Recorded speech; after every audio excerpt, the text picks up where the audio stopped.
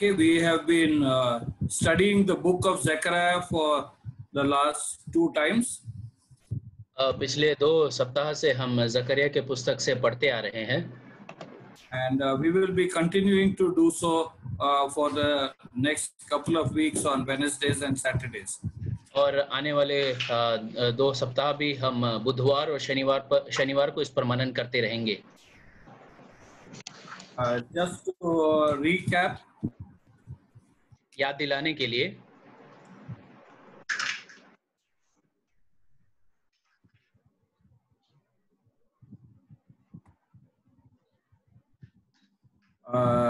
we have been looking at the background to this book. हम इस पुस्तक की भूमिका को देख रहे थे And we have seen the conditions in which the temple at Jerusalem was being rebuilt. और हमने उस हालत को देखा जिसके कारण यरूशलेम में जो मंदिर था उसका पुनः निर्माण हो रहा था।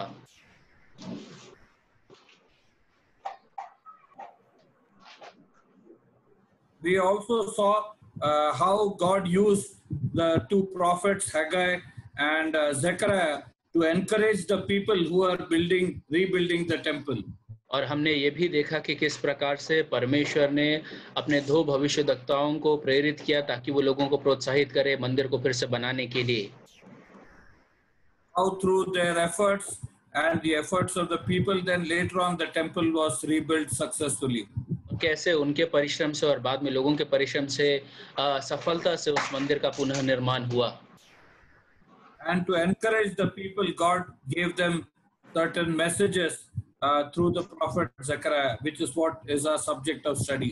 और लोगों को उत्साहित करने के लिए परमेश्वर ने कुछ संदेश जकरिया के माध्यम से लोगों तक पहुंचाया जिस पर हम मनन कर रहे हैं। The first message that God gave the prophet was that people had to return back to God. और पहला संदेश जो परमेश्वर ने पहुंचाया वो ये था कि लोगों को परमेश्वर के पास वापस आना है। They had returned from captivity back to Jerusalem, but they were still not having God at the center or as a priority in their lives. वो बंधुए से जरूर वापस तो आ गए थे लेकिन परमेश्वर उनके लिए मुख्य स्थान नहीं था और उनकी बातें God warned them about what happened to their ancestors as a result of their not heeding to God's word. और परमेश्वर ने उन्हें ये चेतावनी दिया कि उनके पूर्वजों के साथ क्या हुआ था उसको याद करो क्योंकि उन्होंने परमेश्वर के वचन को ध्यान नहीं दिया था। As a result of Zechariah's preaching, the people repented, and then God gave him a series of 8 visions. और जकरिया के उपदेश के कारण लोगों ने मन फिराया और उसके बाद परमेश्वर ने 8 दर्शन जकरिया को दिखाए। Last meeting we saw the man among the myrtle trees, the first vision that God showed Zechariah. और पिछले सप्ताह हमने पहला दर्शन जो परमेश्वर ने जकरिया को दिखाया उसको देखा एक मनुष्य जो मर्टल पेड़ के बीच में था।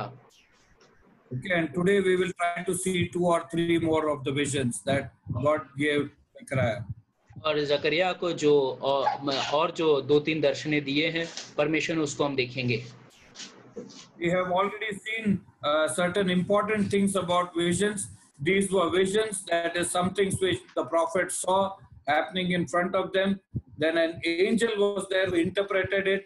There was a key to understand the vision, and there were some applications for the immediate fulfillment and some for latter fulfillment.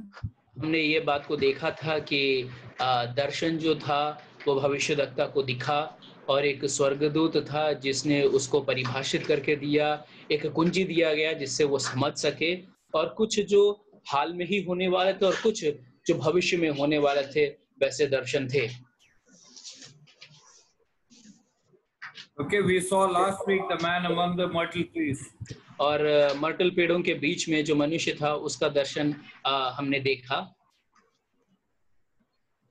We saw how our Lord had actually come and was overseeing or initiating the things that would finally culminate in the rebuilding of the temple and the city. और कैसे परमेश्वर खुद मंदिर के पुनः निर्माण के लिए जो बातें थी उसको करने में आगे बढ़ा था। Okay. Uh, the second vision is the vision of four horns and four craftsmen. और दूसरा जो दर्शन है वो है 4 सिंह और 4 शिल्पकार। It is in chapter 1 verses 18 to 21. और ये पहले अध्याय उसके 18 से लेकर के 21 में दिया गया है। The question on every Jewish mind at that time was, what about the Gentile nations that are dominating us? और हर एक यहूदी के मन में ये विचार उस समय था कि उन अन्य जाति देशों का क्या जो हम पर आज हावी हैं। No doubt the Jews had come back to Jerusalem and they had started reconstructing the temple, but they were not having independence and they were ruled by pagans. So what will happen to these nations? और इसमें कोई शक नहीं है कि यहूदी वापस आ चुके थे, मंदिर का पुनः निर्माण चालू हो चुका था, लेकिन उनको स्वतंत्रता नहीं थी क्योंकि अन्य जाति के राजा उन पर शासन करते थे और इसलिए सवाल उनके अंदर था कि इन राजाओं का क्या होगा, इस शासन का क्या होगा। So God gave Zechariah a vision of four horns and four craftsmen to give an answer regarding this thought, this question that was in their minds. और इस विचार और इस सवाल का जवाब देने के लिए परमेश्वर ने ये दर्शन जकरिया को दिखाया जो कि 4 सिंह और 4 शिल्पकार का है। Verse 18 says, and I lifted my eyes and saw, and behold, 4 horns.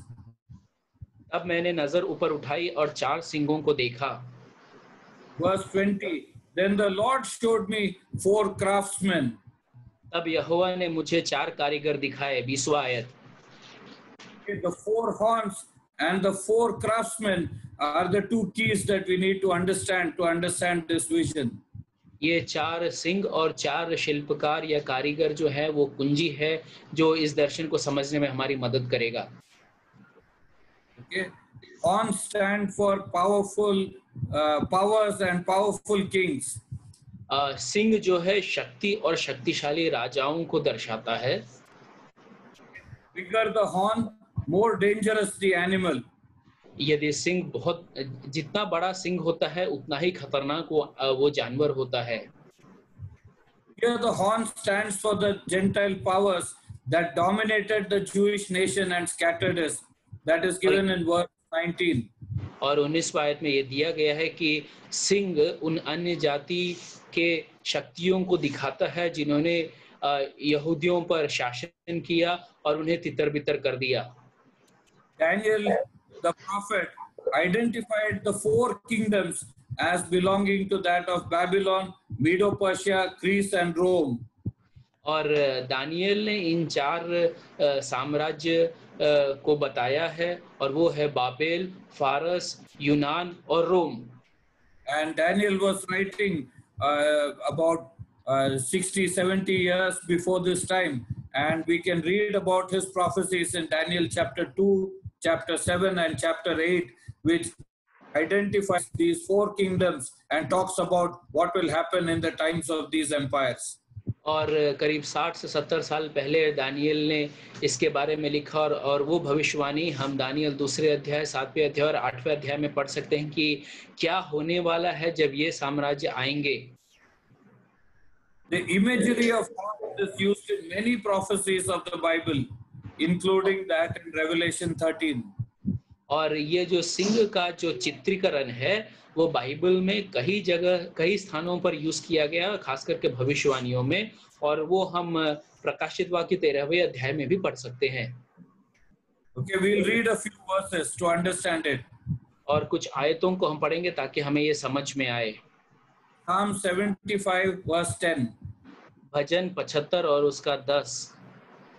All the horns of the wicked also will I cut off, but the horns of the righteous shall be exalted. दुष्टों के सब सिंगों को मैं काट डालूंगा, परंतु धर्मी के सिंग ऊंचे किए जाएंगे। The power of the wicked is compared to that of a horn, and that of the righteous is also compared to that of a horn. And God says He will cut off the strength of the wicked and exalt the righteous. शक्ति की तुलना सिंह से किया गया है और परमेश्वर यूं कहता है कि दुष्टों के सब सिंगों को मैं काट डालूंगा। Revelation 12 verse 3, and there appeared another wonder in heaven, and behold, a great red dragon, having 7 heads and 10 horns, and 7 crowns upon his heads. प्रकाशित वाक्य उसका 12वां अध्याय और 3रा आयत। और एक और चिन्ह स्वर्ग पर दिखाई दिया, और देखो एक बड़ा लाल अजगर था जिसके 7 सिर और 10 सींग थे, और इसके सिरों पर 7 राज मुकुट थे। Okay. This beast had 10 horns. Sorry? This beast had 10 horns. और This dragon ये जो अजगर था उसके 10 सिंग थे। Okay, and there are many similar Bible verses, and there are crowns mentioned, and whether the crown was on the head or the crown was on the horn makes a difference and gives you a clue as to what that interpretation should be in that passage. और ऐसा आयत हम Bible में कई जगह पढ़ते हैं, और हम ताज के बारे में पढ़ते हैं, और ताज यदि सिर के ऊपर है या ताज सिंह के ऊपर है तो उसमें बहुत फर्क है, और वो भाग पढ़ने से हमें समझ में आएगा। Okay, but we will not be discussing this in detail because we are studying the book of Zechariah, but this is just to understand it. और हम आज इस पर चर्चा नहीं करने वाले हैं, पर हम जकरिया पर मनन करेंगे। And in Revelation 13:1, there is a beast which comes out of the sea. It also has 7 heads and 10 horns. And in this case, the crowns are upon the horns. और प्रकाशित वाक्य 13 के 1 में एक पशु है जो समुद्र से निकलकर आता है, और उसके भी 10 सिंग थे, लेकिन ये और 7 सिर थे, और इस पर जो राज मुकुट था वो सिंगों के ऊपर था। Okay, and Revelation 13:11, I saw another beast coming out of the earth, and he had 2 horns like a lamb, and he spoke as a dragon. There is another beast, again horns, and these horns don't have crowns. प्रकाशित वाक्य 13 के 11 में हम इस प्रकार से पढ़ते हैं, फिर मैंने एक और पशु को पृथ्वी में से निकलते हुए देखा, उसके मेमने के से 2 सिंग थे, और वह अजगर की नाई बोलता था। There is a similar passage in Revelation 17:3 where a scarlet beast is there, and there is a harlot woman who is seated on it, and that beast also has 7 heads and 10 horns. और ऐसा ही एक चित्रीकरण हम प्रकाशित वाक्य 17 के 3 में पढ़ते हैं, जहाँ पर किरंजी रंग के पशु पर एक निंदा के नामों से छपा हुआ एक स्त्री है, और उसके 7 सिर और 10 सिंग थे। There is in Revelation chapter 5 verse 6, the Lord is described this way as someone who appears to be slain and who has 7 horns and 7 eyes, which are the 7 spirits of God. Okay, 7 horns symbolizing the completeness or almighty omnipotent God.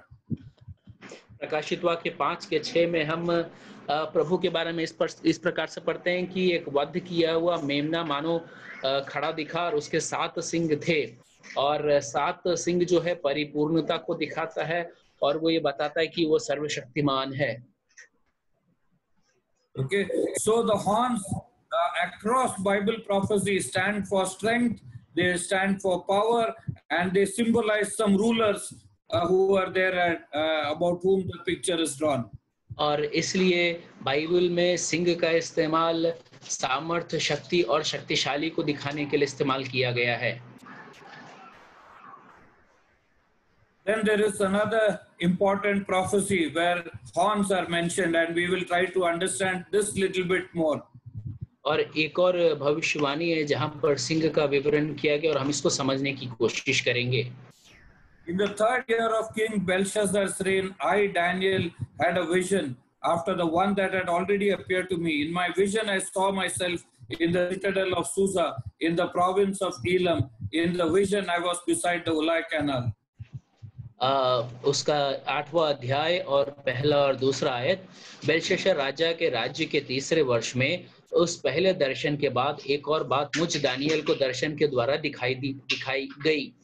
जब मैं एलाप नाम प्रांत में शूशन नाम राजगढ़ में रहता था, तब मैंने दर्शन में देखा कि मैं ऊले नदी के किनारे पर हूँ। Okay. Remember, in the third year of King Belshazzar, where King Belshazzar is the one who brought out the goblets of gold when he gave a party in his lawns, and the hand appeared and wrote Mene Mene Tekel Uparsin, and Daniel interpreted it, and the king lost his life on that day. और ये वही बेलशास्सर है जो अपने यहाँ party दिया और उस पार्टी में वो हाथ मैंने तेकेल उपहारसिन लिखते हुए उसको दिखा और उसके बाद इस राजा का वध हुआ। Okay. And King Belshazzar was a Babylonian ruler.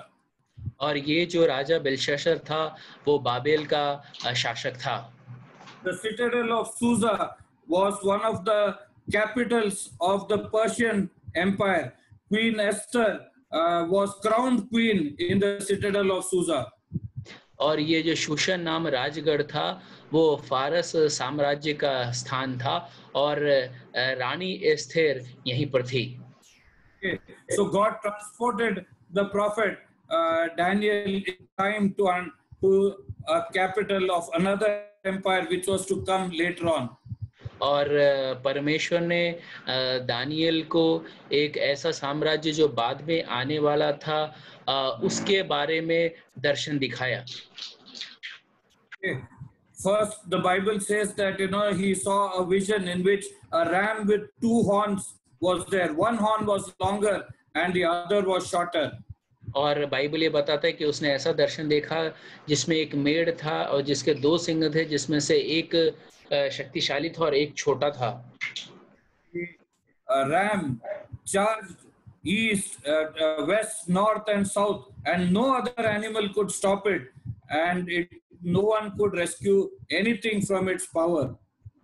और मैंने उस मेढ़े को देखा कि वह पश्चिम, उत्तर और दक्षिण की ओर सिंग मारता है और कोई जंतु उसके सामने खड़ा नहीं रह सकता और न उसके हाथ से कोई किसी को बचा सकता है और वह अपनी ही इच्छा के अनुसार काम करके बढ़ता जाता था। Then in verses 5 to 8 we are told that a goat comes with a prominent horn in between, and it comes from the west, crosses the whole earth without touching the ground. और फिर हम एक ऐसे बकरे के बारे में पढ़ते हैं जो पश्चिम दिशा से निकलकर सारी पृथ्वी पर बिना छुए हुए फिर जाता है और उसके भी सिंग थे। And it fights the ram and attacks it angrily and destroys it. और फिर वो मेढ़े पर आक्रमण करता है गुस्से के साथ और वो उसको नष्ट कर देता है। No one could rescue the ram. और कोई उस मेढ़े को बचा नहीं पाया। And the Bible says the goat became very great, and at the height of its power, the large horn broke off, and in its place, 4 prominent horns grew up towards the 4 winds of heaven. और फिर हम देखते हैं कि ये जो बकरा था वो बहुत शक्तिशाली हो गया और फिर उसका जो सिंग था वो टूट गया, जगह से निकल गया और उसके स्थान पर 4 और सिंग उग आए। Then the Bible gives the explanation in verses 20 to 22. और 20 से 22 में बाइबल इसका व्याख्या करता है।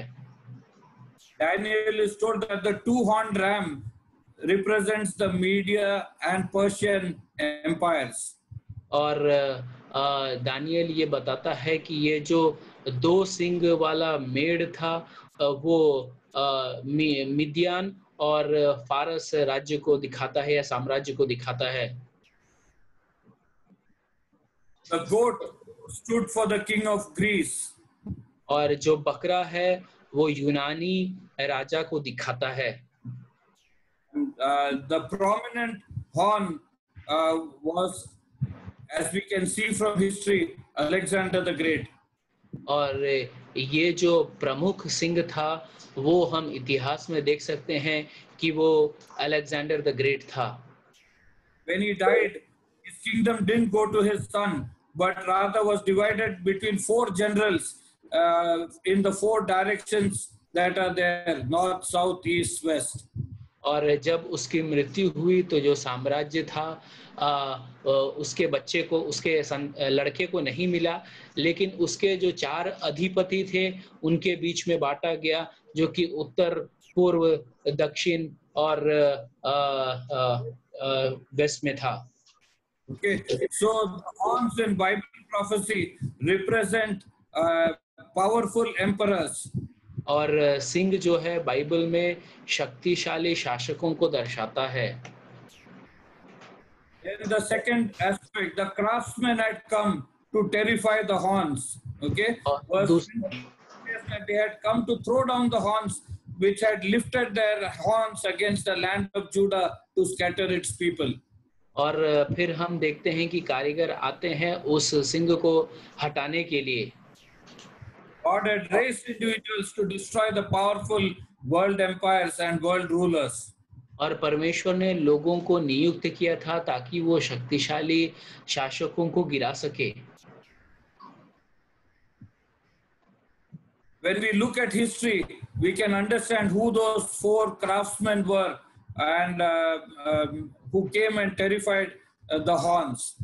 और जब हम इतिहास को देखते हैं तो हम समझ सकते हैं कि ये 4 कारीगर कौन थे और किसने इन सिंहों को डराया। Darius the Mede defeated the Babylonians. We see that in Daniel chapter 5. और दारस जो मिद्यान का था उसने बाबेल को हराया, हम 5वें अध्याय में देख सकते हैं। And the Medo-Persian Empire was established. Then Alexander the Great defeated the Persians, establishing the Greek Empire in that place. और फिर उसके बाद मिद्यान और फारस का साम्राज्य स्थापित होता है और अलेक्जेंडर द ग्रेट उस फारस के साम्राज्य को हराता है। He destroyed the previous empire. उसने पुराने साम्राज्य को हराया। Caesar of Rome defeated the Greeks. और रोम का जो सीजर था उसने यूनानियों को हराया। And Jesus Christ our Lord will defeat the Antichrist of the revived Roman Empire. और यीशु मसीह मसीह का खिलाफत करने वाले को हराएगा, जो कि रोम के साम्राज्य से जो पुनः स्थापित होगा उसमें से आने वाला है। And thus the power of the 4 horns will be neutralized by God. और उसी से जो 4 सिंगों का जो शासन है उसका समाप्ति हो जाएगा। What is the application? We don't know what will happen to us in the future, what hardships will hit us, our health, our children, who will rule our country, will there be freedom or persecution, plenty or famine, prosperity or poverty, will there be relief from this COVID-19 disease? None of these things we may know. तो इससे हमें क्या सीख मिलता है? हमें ये नहीं मालूम कि भविष्य में हमारे साथ क्या होने वाला है, हमें क्या कठिनाइयों से होकर गुजरना है, हमारी शारीरिक स्वस्थता कैसे रहेगी, हमारे बच्चों का क्या होगा, कौन हम पर शासन करने वाला है, क्या हमें स्वतंत्रता मिलेगी या प्रताड़ना मिलेगी, भरपूरी मिलेगी या कमी रहेगी, हम भले पूरे रहेंगे या गरीब रहेंगे, क्या हमें इस कोविड-19 बीमारी से मुक्ति मिलेगी? But God has kept the solution ready when the problem started. लेकिन परमेश्वर ने समाधान का तैयारी समस्या शुरू होने से पहले ही करके रखा है।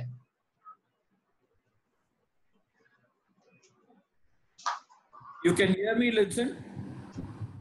Yes, I can hear you now. Yes. We need not worry about the future. Best to leave it in the safe hands of God. और हमें भविष्य के बारे में चिंता करने की जरूरत नहीं है। सबसे अच्छी बात ये होगी कि हम उसको सुरक्षित हाथ जो परमेश्वर का है उसमें छोड़ दें। Then the third vision that was shown to Zechariah was a man with a measuring line. This you find in Zechariah chapter 2 verses 1 to 13. और तीसरा जो दर्शन जकरिया को मिला वो एक ऐसा मनुष्य जो नाप लेने वाला वस्तु को लेकर के आया था। The question on every Jewish mind was, what about Jerusalem, the city of King David? What will happen to it? और हर यहूदियों के मन में यही था कि यरूशलेम का क्या होगा, जो कि दाऊद का शहर है, उसका क्या होगा। Verse 1 and 2. And I lifted my eyes and behold a man with a measuring line in his hand. Then I said, where are you going? And he said to me, to measure Jerusalem, to see what is its width and what is its length. तब मैंने ऊपर निगाह उठाई और मैंने एक व्यक्ति को नापने की रस्सी को लिए हुए देखा। मैंने उससे पूछा, तुम कहाँ जा रहे हो? उसने मुझे उत्तर दिया, यरूशलेम को नापने जा रहा हूँ कि वह कितना लंबा तथा कितना चौड़ा है।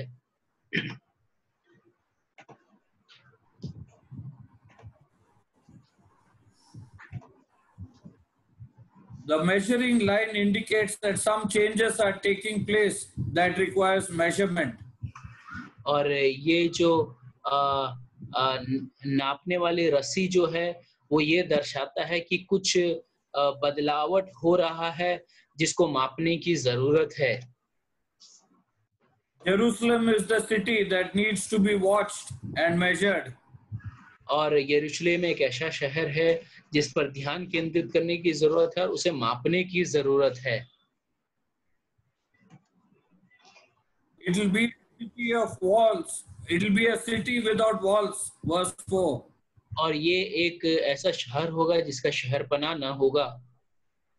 Okay, so God is telling that Jerusalem will expand and it will outgrow the walls. The old city had walls and the city will grow beyond those walls. और परमेश्वर ये बता रहा था कि ये शहर बढ़ता जाएगा और पुराने शहर से ये बड़ा रहेगा। Okay, this is a view of modern Jerusalem and how it has outgrown way beyond the walls that restrained it before. और ये आज के युग का यरूशलेम का एक चित्र है और वो ये दिखाता है कि कैसे वो पुराना यरूशलेम और उसका जो शहरपना था उससे कितना आगे विकसित हो चुका है। It will be teeming with a huge population of men and animals according to verse 4. और चौथे आयत के अनुसार वो लोग और जानवर से भरा हुआ रहेगा। And it will become prosperous once again. और वो फिर से एक बार समृद्ध हो जाएगा। The city will keep expanding. The measuring line will be drawn across it.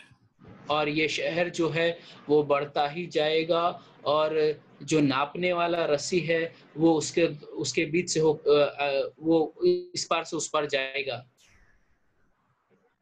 God himself will be. The second thing that we can see is that there will be a special relationship with God between the people of Jerusalem.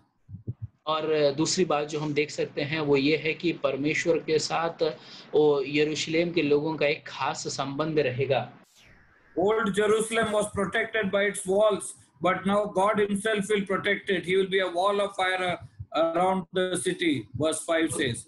पुराना यरूशलेम को उसका शहरपनाह उसका सुरक्षा था, लेकिन 5वां आयत में ये बताता है कि परमेश्वर खुद उस शहर का सुरक्षा करेगा एक आग का पनाह बन करके।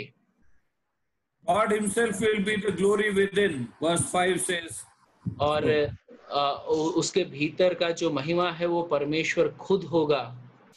We will see this little later on. और ये हम थोड़ी देर बाद देखेंगे।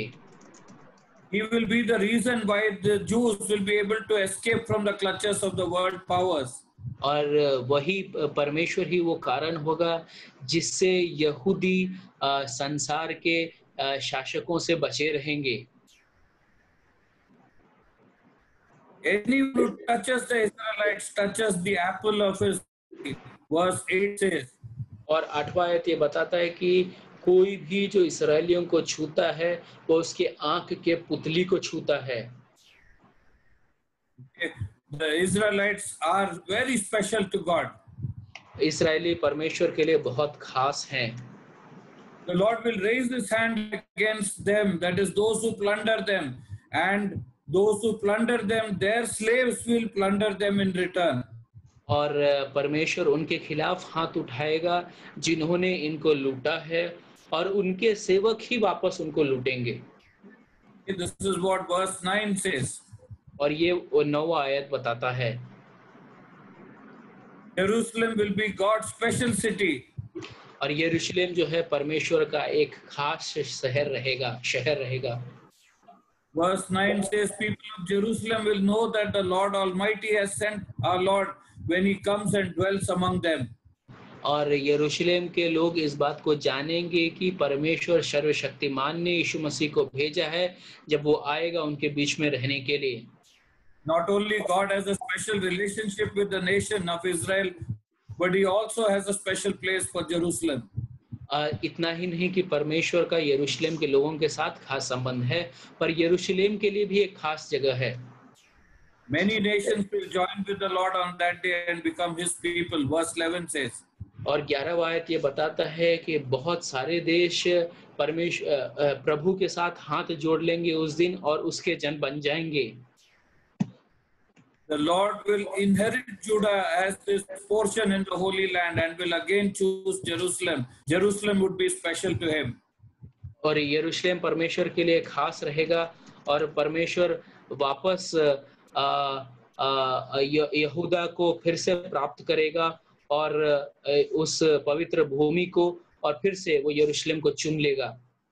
Verse 13 asks people to restrain themselves because God has roused himself from his holy.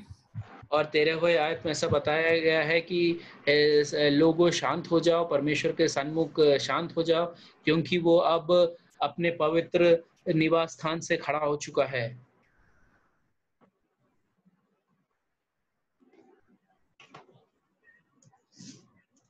God will be the glory within. We said we'll see it little later. We'll have a look at it now. परमेश्वर वहां का या उसके भीतर का महिमा होगा। हमने कहा था कि हम बाद में देखेंगे, लेकिन अभी हम देख लेते हैं। Verse 5 and 10 is what we are looking at. 5वां आयत और 10वां आयत पर हम मनन करने वाले हैं। This happened in two phases. The incarnation of the Lord Jesus Christ, that is his first advent, and the Lord will once again come to Jerusalem at his second coming. और ये दो भाग में होता है। पहला जो है वो प्रभु यीशु मसीह के अवतार के साथ हुआ और दूसरा जो उसके दोबारा आगमन के साथ होगा। Haggai 2:3-7 says, the desired of nations will come and fill this house with glory. और हग्गाई 2:3-7 में इस प्रकार से लिखा है कि संसार का जो नजर है आएगा और इस भवन को महिमा से भर देगा। The one desired by the nations is the Lord Jesus Christ, and he will come and fill this house with glory. और जो संसार के द्वारा चाहा गया है वो है हमारा प्रभु यीशु मसीह। वो आएगा और इस घर को महिमा से भर देगा। Remember, all these prophecies are in connection with encouraging the Jews who had returned, so that they will know that they are significant in the eyes of God. इस बात को याद रखिए कि ये सारी भविष्यवाणी उन यहूदियों के लिए था जो वापस आ गए थे और उनको ये याद दिलाने के लिए था कि वो लोग परमेश्वर के लिए खास हैं। Okay, and they always felt that the temple they had reconstructed did not look as glorious as the previous temple which Solomon had constructed. और उनको हमेशा ऐसा लगता था कि उन्होंने जिस मंदिर का पुनः निर्माण किया है उसकी महिमा सुलेमान द्वारा बनाए गए मंदिर के बराबर नहीं थी। And the Lord was encouraging them by saying that this temple was going to be special because he himself was going to walk into it. और परमेश्वर इस बात को बता करके उनसे उत्साहित कर रहा था कि ये मंदिर खास होने वाला है क्योंकि वो खुद इस मंदिर में रहने वाला है। Okay, the picture shows Jesus in the hands of Simeon, who is thrilled to see the Messiah born. और जो चित्र आप देख रहे हैं वो चित्र है जब सिमियन प्रभु यीशु मसीह जब बच्चा था अपने हाथ में लेता है और आनंदित होता है परमेश्वर के उद्धार को देख करके। And it is Jesus as a 12-year-old talking to the teachers of the law. और फिर दूसरा चित्र में वो प्रभु है, यीशु है जो वहाँ के शिक्षकों के साथ बातें कर रहा है। Not everything that the Lord did in the temple was liked by the Jews, but he had to throw down and throw out all the traders who had made use of the temple to sell their wares. और सब कुछ जो प्रभु यीशु मसीह ने किया वो यहूदियों को पसंद ना आया, और एक बार तो उनको वहाँ पे जो व्यापार करने वाले लोग थे उनका सामान सबको निकाल फेंकना पड़ा। It was in Jerusalem that our Lord was crucified, buried, and rose again. और यरूशलेम वो जगह है जहाँ पर हमारा प्रभु यीशु मसीह क्रूस पर चढ़ाया गया, दफनाया गया और जी उठा। And it is to this very city that our Lord will return again और ये when वही he comes शहर है, again. ये वही शहर है जहाँ पर हमारा प्रभु यीशु मसीह दोबारा आने वाला है। God told the people that the temple they were building was special, and God had purpose both for the Jews as a nation and for the place that they were building. और प्रभु ये याद दिला रहा था कि ये जो मंदिर जो आप बना रहे हो वो खास है इस शहर के लिए और लोगों के लिए। Okay, we will have a quick look at Jerusalem through the Bible days. और बाइबल के आधार पर यरूशलेम को हम देखेंगे। Okay, one of the few cities in the world which has been inhabited continuously for more than 5,000 years. और कुछ शहरों में से एक शहर है यरूशलेम जहाँ पर लोगों का वास 5000 साल से हो रहा है। Jerusalem means city of peace. यरूशलेम का मतलब है शांति का शहर। But peace has often eluded it. Almost constantly there has been battles and fights and strife. लेकिन शांति हमेशा भंग ही रहा है, वहाँ पर निरंतर युद्ध होता रहा है और झगड़ा होता रहा है। The Prince of Peace was rejected and crucified in this city, which is called the City of Peace. शांति का जो राजकुमार है उसका तिरस्कार इस शहर में हुआ, जिस शहर को शांति का शहर बोला जाता है। And David exhorted people to pray for the peace of Jerusalem. Psalm 122. और दाऊद ने लोगों से आह्वान किया कि यरूशलेम के शांति के लिए वो प्रार्थना करें। भजन 122 के 6 में हम पढ़ते हैं। When we look at Abraham lived close to this city. He met Melchizedek, king of Salem, in Genesis 14:18. और जब हम इसके इतिहास को देखते हैं तो हम अब्राहम को देखते हैं जो इस शहर के पास में रहता था, और यहाँ पर वो मल्कीसदेक जो सालेम का राजा था उससे उसकी मुलाकात होती है, जो हम उत्पत्ति 14 के 18 में पढ़ते हैं।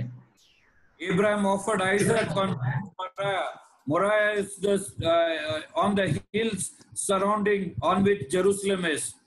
और अब्राहम ने इसहाक का जो अर्पण है वो मोरिया पर्वत पे किया, और मोरिया पर्वत इस शहर के वो चारों ओर जो पर्वत है उसमें से एक है। Joshua captured the city of Adoni-Zedek by defeating a coalition of Gibeonite kings. और यहोशू ने इस शहर पर कब्जा किया अदोनी जदेक से गिबियोन राजा के साथ मिलकर के। The Jebusites ruled this place during the time of the judges. और न्यायियों के काल में जेबूसाइट्स का इस शहर पर शासन था। David captured the city in the 7th year of his reign, and he purchased the threshing floor of Araunah on Mount Moriah for building a temple for the Lord. और दाऊद अपने शासन के 7वें साल में इस शहर पर कब्जा करता है, और जो जहां पर ये गेहूं को फटका जाता है उस स्थान को उसने खरीदा जो अरुणा मोराया पर्वत पर परमेश्वर के मंदिर का निर्माण के लिए था। And in 66 King Solomon constructed the temple of the Lord on Mount Moriah. 2 Chronicles 3:1. और 967 बीसी में राजा सुलेमान ने परमेश्वर के भवन का निर्माण किया मोरिया पर्वत पर, जो कि हम दूसरे इतिहास 3 के 1 में पढ़ते हैं। King Hezekiah's engineers constructed an amazing tunnel that brought water from Gihon Springs into Jerusalem. और हिजकिय्याह राजा के जो इंजीनियर थे, उन्होंने एक अचंभित करने वाला एक नाला बनाया जो गीहोन से पानी लेकर के यरूशलेम शहर के अंदर लेकर के आता था। Okay.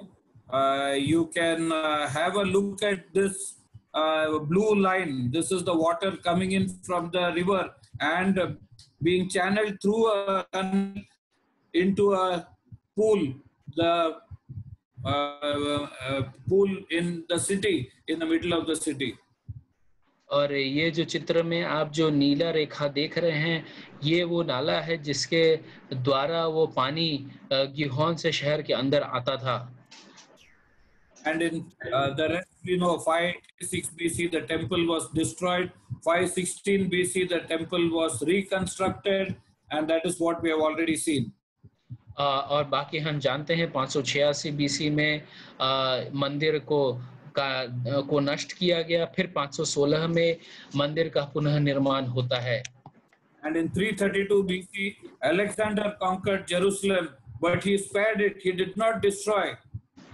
और 332 BC में अलेक्जेंडर ने यरूशलेम पर कब्जा किया, परंतु उसने छोड़ दिया, उसका नाश नहीं किया।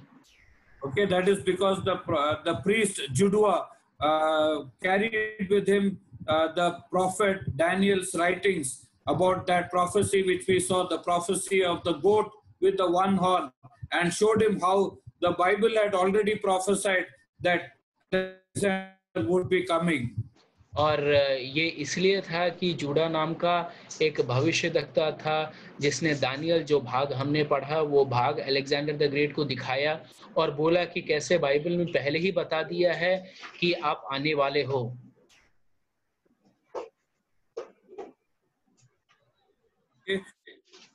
Then the city changed hands. The Ptolemies ruled it for time.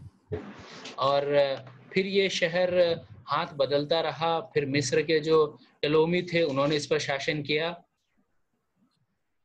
In 37 BC, Herod the Great renovated the temple, and the Lord, our Lord, walked and the temple several times.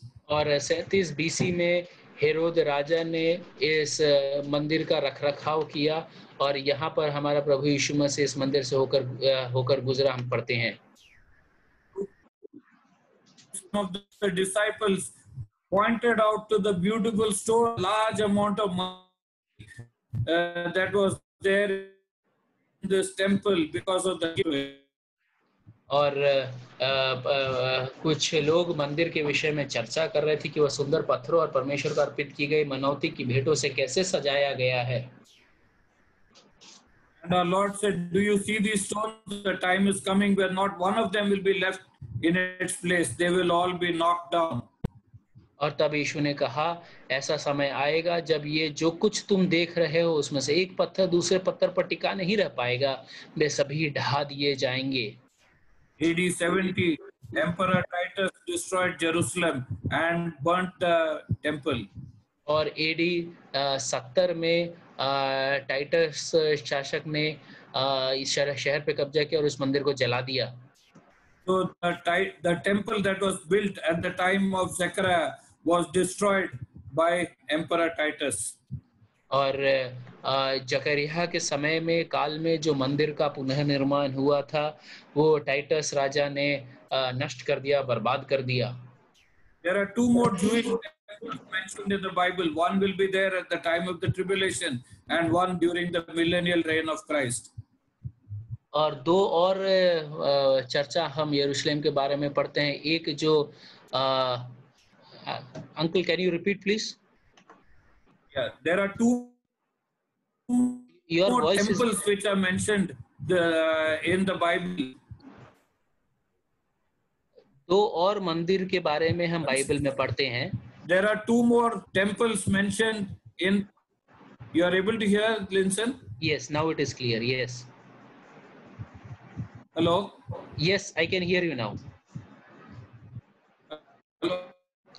Uncle, okay. I can hear you. Yes.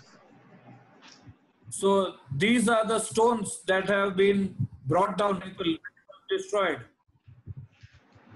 दो और मंदिरों के बारे में हम Bible में पढ़ते हैं और ये जो आप चित्र देख रहे हैं ये पत्थर है जो लगाए गए हैं.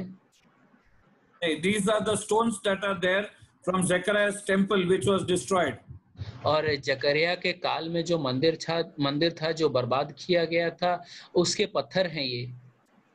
And actually people separated rock from rock, so because much of the gold had melted and into the gaps, and they want to steal the gold, so they actually separated it stone from stone, just as our Lord had prophesied. और लोगों ने पत्थर दर पत्थर अलग किया क्योंकि ज्यादा जो सोना था ज्यादातर उसमें से गल चुका था और लोग उसको निकालने के लिए पत्थरों को अलग किया और वैसा ही हुआ जैसा प्रभु यीशु मसीह ने बताया था. A small part of one of the walls is remaining today. और उस मंदिर का दीवार का एक छोटा भाग आज भी है. The inscription on the stone says Gentiles are forbidden to enter the temple. और उस पत्थर पर जो लिखा हुआ है वो ये लिखा है कि इस मंदिर में अन्य जातियों का प्रवेश निषेध है. But our Lord said in Luke 21:24 that Jerusalem will be trampled underfoot by Gentiles until the times of the Gentiles are fulfilled. और लेकिन लूक 21:24 में प्रभु यीशु मसीह ने बताया कि यरूशलेम जो है अन्य जातियों के पांव तले रौंदे जाएंगे जब तक कि अन्य जातियों का समय पूरा नहीं हो जाता है. Our Lord had wept, Jerusalem, Jerusalem, you who kill the prophets and stone those who sent to you. How often I have longed to gather your children together as a hen gathers her chicks under her wings, and you are not willing. Look, your house is left to you desolate. I tell you, you will not see me again until you say, blessed is he who comes in the name of the Lord. हे यरूशलेम तू जो भविष्यद्वक्ताओं को मार डालती है और जो तेरे पास भेजे गए उन्हें पथराव करती है. कितनी बार मैंने ये चाहा कि जैसे मुर्गी अपने बच्चों को अपने पंखों के नीचे इकट्ठे करती है वैसे ही मैं भी तेरे बालकों को इकट्ठे करूं, पर तुमने यह ना चाहा. देखो तुम्हारा घर तुम्हारे लिए उजाड़ छोड़ा जाता है और मैं तुमसे कहता हूं जब तक तुम ना कहोगे कि धन्य है वह जो प्रभु के नाम चाहता है तब तक तुम मुझे फिर कभी ना दिखोगे. Later on in 691 AD, Caliph Abd al-Malik built the Dome of the Rock in the. और उसके बाद 691 एडी में कैलिफ अब्द अल मलिक ने डोम ऑफ द रॉक का निर्माण किया. And adjacent to it in 705 AD, Umayyad Caliph al-Walid built the Al-Aqsa Mosque, which is the third holiest shrine in Islam. और 705 से 15 के बीच एडी में उमैयद खलीफ अल वालिद ने अल अस्का मस्जिद का निर्माण किया जो कि इस्लाम में तीसरा सबसे मुख्य स्थान है. Subsequent to this, Jerusalem was taken over by different empires, the Egyptians, the Turks, the Islamic people, and finally the Ottoman Empire took over. और उसके बाद यरूशलेम बहुत सारे शासकों द्वारा ले लिया गया, कब्जा कर लिया गया, मिस्रियों द्वारा, तुर्कियों द्वारा, इस्लामिक शासकों द्वारा और अंत में ओटोमन साम्राज्य के द्वारा. Okay, and this empire ruled from 1516 till very recent times, 1917 AD. और ये जो साम्राज्य था ओटोमन वो 1516 से लेकर के 1917 तक राज किया. 1980 is the time when the First World War was fought, in which the Ottoman Empire was defeated, and so their power of this place was removed. और 1918 वो समय था जब पहला विश्व युद्ध हुआ और ये जो शासक था वो हराया गया. Suleiman the Magnificent, he ruled in 1520 and he rebuilt the walls and gates of Jerusalem when the Ottoman Empire came into power.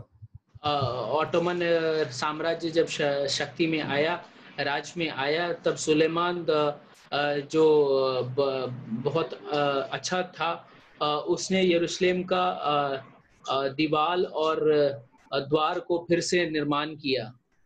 By then, Jerusalem had become a very prominent city even for the Islamic world. और तब तक यरूशलेम जो है Islamic देश के लिए भी एक बहुत भव्य शहर बन गया था। The Eastern Gate. There are city has 8 gates. We will just wind up in 2-3 minutes. The city has 8 gates, 7 of which are open to visitors. The eighth one is. हम 2-3 मिनट में समाप्त करेंगे। इस शहर के 8 द्वार हैं, 7 जो लोगों के लिए खुले हुए हैं। The 8th one is closed. और 8वां जो है वो बंद है। The Eastern Gate is closed, and there is a Muslim cemetery at its entrance. You can see that the 8th gate in the picture with the cemetery in front of it.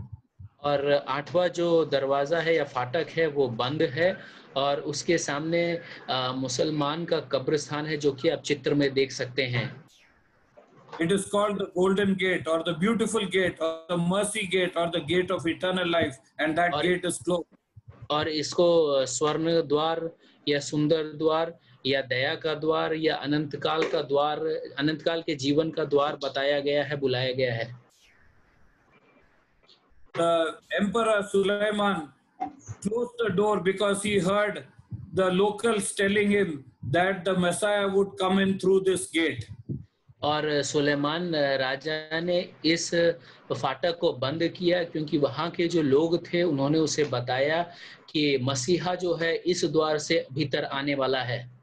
Okay, and he allowed a cemetery to come at the front of it because for the Jews, touching a dead body or a grave was something that would defile them, and he reasoned in his heart that if the Messiah would never be able to come through this gate again, so his kingdom would remain forever. The kingdom of Suleiman. और उसने वहाँ कब्रिस्तान बनाने का अनुमति इसलिए दिया क्योंकि उसे ये मालूम था कि यहूदियों के लिए शव को छूना उन्हें अशुद्ध करने के बराबर था, इसलिए मसीहा कभी भी इस यहाँ से होकर के नहीं गुजरेगा और इसलिए उसका साम्राज्य सुरक्षित रहेगा। So the emperor closed this gate. और इसलिए इस शासक ने इस दरवाजे को, फाटक को बंद कर दिया। If you read Ezekiel chapter 43 verse 2 and 4, you will find the reason how this act of Suleiman actually fulfills old prophecy that was given in the book of Ezekiel. और एजेकियल के पुस्तक में जो भविष्यवाणी दी गई थी इसके बारे में वो कैसा पूरा होता है जो सुलेमान ने किया, वो हम देख सकते हैं एजेकियल 43 के 2 और 4 में। You can read it later on. It talks about how the God would come in through this gate. और ये बताता है, बाद में पढ़ सकते हैं कि कैसे परमेश्वर इस द्वार से अंदर आने वाला है। How his glory will come in through this gate. और कैसे उसका महिमा इसके भीतर इससे होकर के आएगा। And verse 1 and 2 of chapter 44 talks about how this gate will be closed till that event takes place.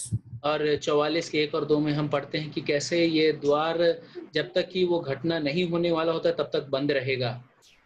So God used even this emperor to do something to fulfill his prophecy. और अपने भविष्यवाणी को पूरा करने के लिए परमेश्वर ने इस शासक का इस्तेमाल किया। And we'll read by this last verse and we'll end. Chapter 12 verse 2 says, I'm going to make Jerusalem a cup that sends all the surrounding people reeling.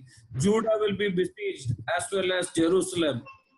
और 12 के 2 को हम पढ़ करके समाप्त करें। देखो मैं यरूशलेम को चारों ओर की सब जातियों के लिए लड़खड़ा देने के मद का कटोरा ठहरा दूंगा, जेरूशलेम घेर लिया जाएगा, तब यहूदा की दशा भी ऐसी ही होगी। Okay, so ever since the beginning, as we can see, the history of Jerusalem has been a time of turmoil, strife, difficulties, and people trying to take control of it. And in the future too, Jerusalem will become the bone of contention because of which all the nations will fight. और इतिहास हम देख सकते हैं कि जब से यरूशलेम रहा है तब से इसके लिए मारामारी रही है और भविष्य में भी ये लोगों के लिए एक समस्या का कारण रहेगा। The world's final battles will be fought in spaces just outside the city. और संसार का जो आखिरी युद्ध है इस शहर के बाहर ही लड़ा जाएगा। Okay? And this last picture, want you to see for yourself. This is there in chapter 8, verses 4 to 5. और Jerusalem ये in millennium.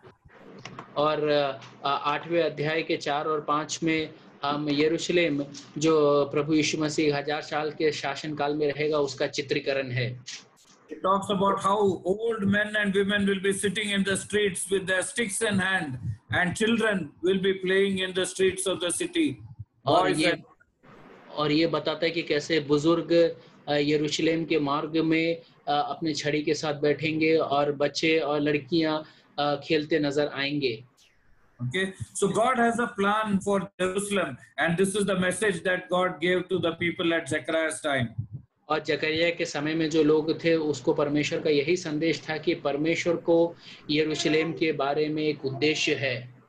Jerusalem was important, the temple was important, and the city was important. यरूशलेम खास था, मंदिर खास था और वो शहर खास था। So he encouraged them with those words. और इन बातों से उसने उनको उत्साहित किया। Vincent can in prayer and then take us to the time of quiz. आइए हम प्रार्थना करें। हमारे जीवित अनुग्रहकारी पिता परमेश्वर, हम धन्यवाद देते हैं आज के वचन के लिए। आपने जो दूसरा दर्शन जकरिया को दिया उसका व्याख्या समझने के लिए आपने हमारी मदद की, इसके लिए हम आपको धन्यवाद देते हैं। लेस्ली अंकल को बांटने में आपने वचन बांटने में आपने सहायता की, हम धन्यवाद देते हैं। आपने भविष्य में भी यरूशलेम के बारे में आपकी क्या प्लान है वो भी आपने हमें दिखाया, इसके लिए मैं आपको धन्यवाद देता हूँ। और कैसे आप 8वें फाटक से प्रवेश करने वाले वो भी आपने बताया, इसके लिए मैं आपको धन्यवाद देते हैं। हमारा परमेश्वर इन सब भविष्यवाणियों को जो हो चुके हैं उसको पढ़ करके हम इस बात को समझ सकते हैं कि परमेश्वर सच्चा है और जो वो कहता है वो वैसा ही पूरा होता है। इसके लिए हम आपको धन्यवाद देते हैं। इन सभी बातों के लिए आपको धन्यवाद देते हुए छोटी सी विनती को मांगते हैं अपने उद्धारकर्ता मसीह यीशु के नाम में, सुनिए और ग्रहण कीजिए। आमीन।